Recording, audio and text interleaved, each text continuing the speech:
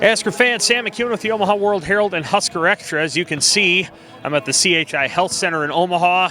This is preparation day for the NCAA tournament. I believe that's Washington State's basketball team on the floor.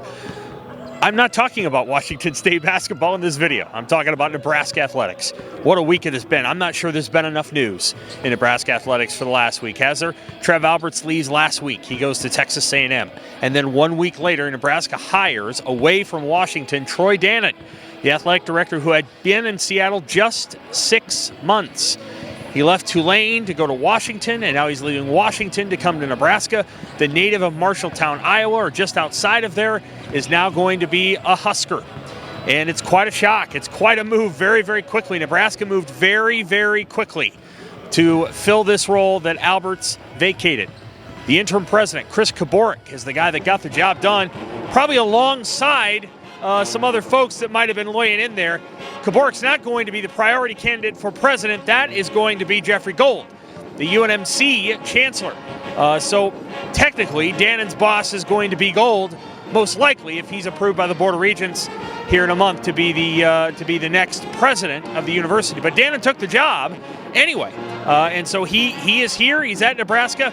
He plans on being in Memphis on Friday. Band playing here at Washington State. He plans on being at Memphis on Friday at the Nebraska men's basketball game, and if the Husker women win their first-round game Friday night in Corvallis, he plans on being in Corvallis on Sunday. He'll be introduced next week at a press conference, probably early next week. Nebraska football starts its spring camp on Monday. That seems likely to be the day. Nebraska media meets with the Husker football folks Tuesday for football spring camp, so I could see that press conference being on Monday. The contract, pretty lucrative, probably wasn't quite as lucrative as what Trev Alberts signed not long back here 4 months ago, but it's pretty lucrative. It starts at $1.6 million. He's going to get $1 million signing bonus, I think, on March 31st, 2024. Relocation/signing bonus to come here. So he's going to have a pretty penny in that first year in his contract. Then from there, it has $100,000 increment increases until 2029-2030 when it's $2.1 million. There's 4 state bonuses in the contract, and there's performance bonuses not just for the Directors' Cup, but for the football team and for the academic progress rate performance as well. He had that at Washington. Nebraska owes Washington $1.5 million, or I guess you could say Dannen does. They owe him $1.5 million because he left before June 30th, 2024. There's obviously going to be questions at Washington about why the heck the guy left. What I can say is that obviously Nebraska is much closer to his home. If this job had been open a year ago, I'm sure he would have taken this job over the Washington job. And the other thing that happened at Washington is, for whatever reason, they were not able to secure a contract extension with Kalen DeBoer before Nick Saban retired. Now, nobody knew Nick Saban was going to retire. It's not like somebody was calling Kalen DeBoer and giving him updates about that. But Kalen DeBoer did not sign a very lucrative contract extension with Washington, both before the college football playoff semifinal and then after the college football playoff semifinal. He had a really good deal, even pricier than Matt Rule, and he earned it, but he didn't sign it. And then he went to Alabama. Dannen responds by hiring Jedd Fisch.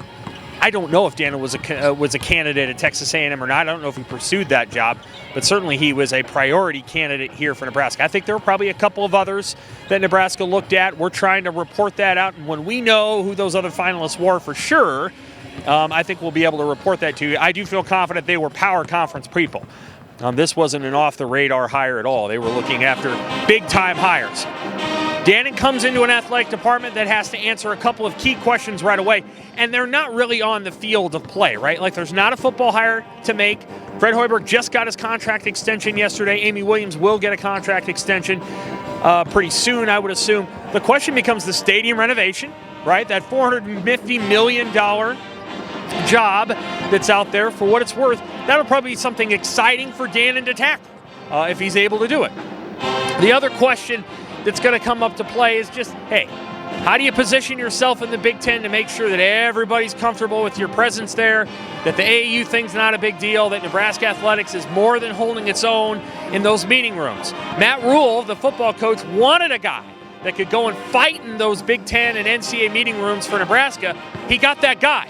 right? Dannen is on the competition committee, and he's also on the executive football committee. So they got a guy that can actually do those things and get that job done. He'll be introduced next week. There's been a lot of change.